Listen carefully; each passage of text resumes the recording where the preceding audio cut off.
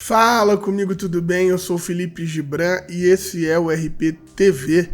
Hoje é mais um vídeo da série Você Ainda Não Viu Por Esse Ângulo. Vamos falar sobre a parábola dos talentos. Roda a vinheta.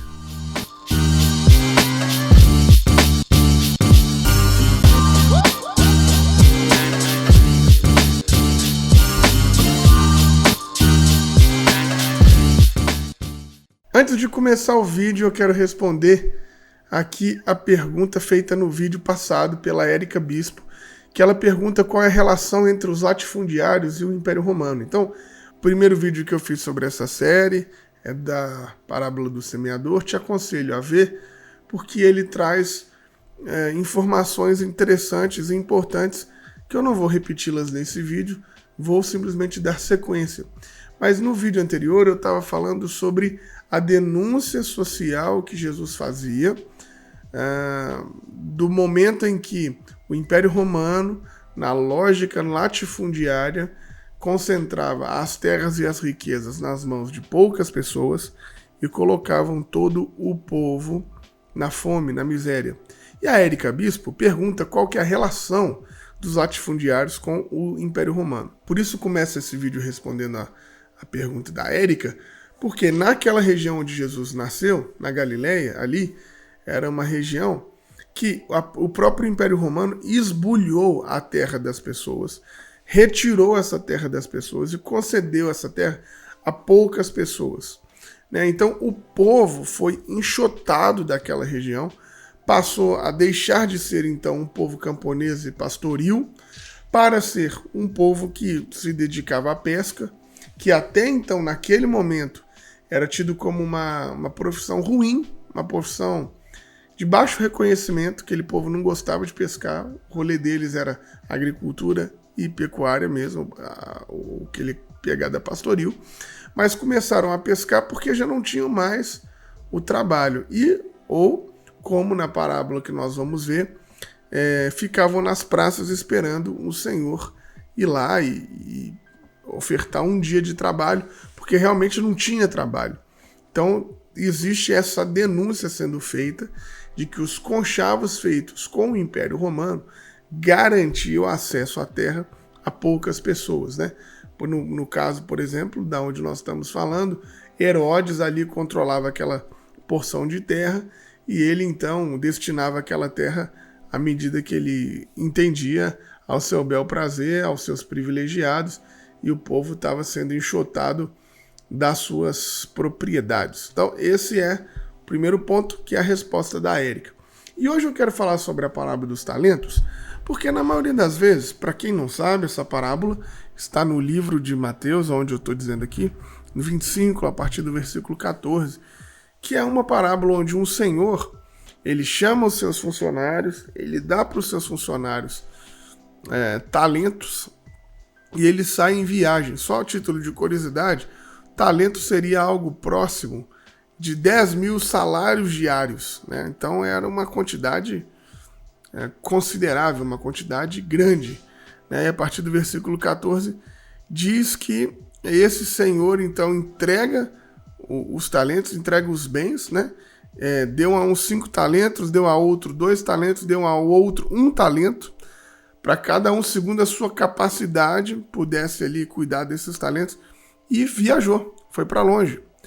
Então, é comum a gente pensar, primeiro, numa lógica espiritualizada e espiritualizante, como se esses talentos fossem dons de Deus entregados para as pessoas. A gente ouve muito essa ideia sobre Deus distribuindo os dons e talentos. Não, essa é uma parábola econômica. Eu acho que esse é um primeiro ponto de vista que a gente tem que combinar aqui. Está falando não sobre dons divinos ou espirituais. Está falando sobre, de fato, economia, dinheiro. Que denúncia que esse texto traz, né? Então nós precisamos de pensar sobre isso. De maneira comum, as igrejas interpretam como esse homem que dá os talentos como Deus. E os 2 primeiros que multiplicam os talentos como algo louvável. E o terceiro que não multiplica como algo reprovável.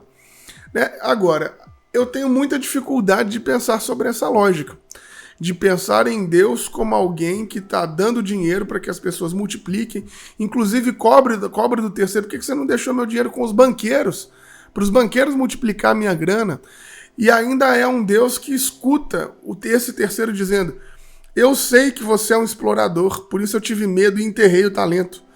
Porque eu sei que você colhe em lugar que você não planta. Ou seja, ele já estava ali denunciando que esse senhor da terra, que deu para eles os talentos, era alguém que se enriqueceu a partir da exploração do povo. E por conhecê-lo como um homem duro, o cara teve medo e enterrou os talentos. Então, eu tenho muita dificuldade de estar nessa interpretação majoritária assim, da igreja, de entender esse homem como Deus. Não, eu não entendo de maneira nenhuma. Agora, essa interpretação é cômoda para as igrejas, porque, de modo geral, as igrejas estão ali assentadas no seio do capitalismo, do neoliberalismo. Desde a Revolução Industrial, o protestantismo vem ali como uma base ideológica mesmo do mercantilismo, do capitalismo. Então, é comum na cultura da igreja essa lógica de multiplicação de dinheiro, de recurso, de aplicação de grana, de lucrismo. Eu até entendo isso, mas o fato de eu entender não quer dizer que eu concorde. Então, a igreja tem uma relação muito promíscua mesmo com o dinheiro. O dinheiro se tornou a religião da igreja. Então, eu entendo essa interpretação. Essa interpretação é cômoda. Mas eu quero propor aqui pra gente pensar por um outro ângulo. Nessa parábola do talento, eu quero te propor a pensar de uma outra maneira. Pelo aquilo que está dito, porém não literal escrito no texto. Porque esse senhor, que tem tantos talentos nas mãos, que é capaz de deixar 5 com um, 2 com outro, 3 com outro e 1 com outro, esse é um grande latifundiário. Alguém que está ali na exploração da terra. E esse senhor que está ali na exploração da terra não rechaça os primeiros 2 servos, porque esses primeiros 2 servos alimentam o sistema. Esses primeiros 2 servos chegam e lhe dão lucro. Agora, a chave dessa parábola está no terceiro servo, porque ele, surpreendentemente, traz para nós algumas ideias de denúncia do tempo em que se vive quando Jesus estava falando dessa parábola. Esse terceiro servo é um que não se dobra ao sistema econômico e está dizendo: eu não vou participar dessa brincadeira aí onde vocês estão ficando cada vez mais ricos na exploração do povo, cada vez mais rico usando juros, usura, fazendo o dinheiro crescer enquanto o povo vai ficando mais pobre. Eu não vou participar disso. Eu vou enterrar esse dinheiro. Essa é uma atitude inesperada e escandalosa de um servo, porque os 2 primeiros são fiéis ao sistema econômico e ao Senhor. Esse terceiro não. Esse terceiro apresenta essa forma de resistência. Ele nega colaborar com o sistema explorador. De maneira metafórica, esse servo teve medo, ele enterra a moeda, ele enterra esse talento. É como se fosse uma forma de neutralizar, de parar essa geração, esse ciclo de lucro desmedido que estava empobrecendo aquele povo. Né? É uma forma de dizer: olha, eu vou enterrar esse dinheiro porque eu estou indo contra o capital especulativo que está denunciado aqui nessa parábola. Ao enterrar a moeda, ao enterrar o talento, esse terceiro, ele retirou desse talento o seu poder simbólico especulativo. É uma traição ao sistema, é uma subversão ao sistema.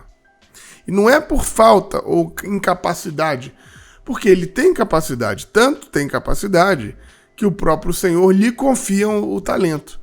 Mas ele resolve não mais seguir na lógica apresentada pelo Senhor. Quando o Senhor chega e os servos têm que prestar conta, a primeira coisa que fica nítida é que o Senhor é alguém que está ali voraz, atrás do lucro obtido pelo dinheiro, mas ele nem se importa com o que os servos deveriam fazer para obter esses lucros. Muito pelo contrário, ele está falando assim: olha, no mínimo você tinha que ter colocado isso na mão de banqueiro para me gerar algum lucro.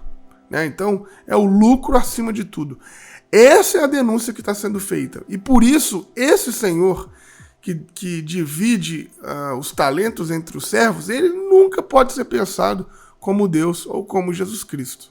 O terceiro servo, então, ele foi extremamente atrevido, porque ele quebra com essa lógica, e justamente por quebrar essa lógica, esse senhor descarrega nele toda a repressão que o sistema lucrista desse sistema explorador. Tira-lhe dele o talento, né? E o pouco que ele tinha é jogado fora, é dado para outro lugar. Ou seja, é como se fosse dizendo assim, se você não estiver dentro do sistema, você vai ser lançado para a morte. Não faz sentido você viver, não faz sentido a sua vida. Se você não estiver nesse sistema que gera lucro a partir da exploração do povo empobrecido para um senhor que detém muitos salários diários de muita gente, você vai ser jogado à morte. Ou seja, até o pouco que tem vai ser lhe tirado. Né? Então é essa denúncia que está sendo feita. É isso que Jesus está denunciando, segundo esse meu ponto de vista, e que às vezes na nossa igreja passa desapercebido. A gente lê como Deus colocando talentos em nós, ou a gente lê como Deus abençoando a gente financeiramente. Quer dizer, uma proposta absurdamente mercantilista, neoliberal, capitalista, meritocrata, que privilegia o lucro, que privilegia a especulação do dinheiro, sem entender o contexto do qual todas aquelas pessoas estavam imersas ali e o contexto que Jesus estava dizendo. Então, olhar por um outro ponto de vista esse texto é olhar esse texto a partir desse terceiro servo que faz ali um ato de resistência, que faz uma manifestação contra o sistema opressor e contra o seu senhor, que estava enriquecido à medida do empobrecimento do povo, e ele faz isso verbalmente. Ele diz, eu sei que você lucra porque você ceifa onde você não planta. E o próprio Senhor assume isso. Se você sabe que eu sou esse que ceifo aonde não planto, então por que você não colocou o dinheiro com os banqueiros, né? Então veja, essa lógica, essa ideia da mais-valia já está presente até nesse texto de quase 2000 anos atrás, né? Bom, simples, mas revolucionário. Aquele abraço, falou, valeu, até a próxima semana.